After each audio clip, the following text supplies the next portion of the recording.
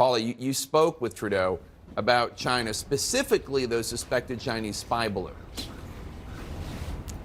Yeah, I got to tell you, Jake, that's all anyone can talk about in this town and this country, for that matter, is Chinese interference, and in so many forms. Not just the balloons and, quite frankly, buoys that they found in the Arctic, but also a more insidious kind of Chinese surveillance, and that would involve interference into elections or even spying that is going on in this country. Some of it has implicated the Trudeau government itself. They deny that they had any knowledge of this. But again, these are thorny issues that, as Phil said, President Biden and the Prime Minister will be talking about. I want you to listen now to what Justin Trudeau told me about having to try and balance that Chinese relationship. Listen.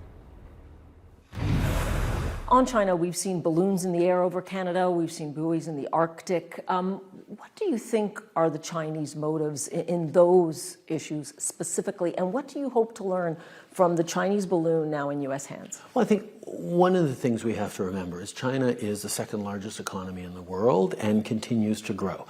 We are going to have to, in some circumstances, engage constructively with China, like we did around the conference on biodiversity that we co-hosted with them in Montreal. There's issues around climate change that we should be working as a world together. There's other places where we're going to have to be stiff competition to China in terms of market access, in terms of investments in the global south. We need to be able to show that the West and democracies are there to make those investments, and they're as competitive to China. But there are also areas in which we're going to have to directly challenge China, whether it's on human rights, whether it's on security behaviors, whether it's on cyber attacks or concerns like that. We are going to have to continue to be wide-eyed and clear about the threat that China poses and wants to pose to the stability of our democracies. So I really want to underscore those words, the threat that China poses. Jake, that extends to TikTok. The Prime Minister has 3 kids, 2 teenagers. At this point, he is saying Canada banned TikTok on government phones. They have government phones.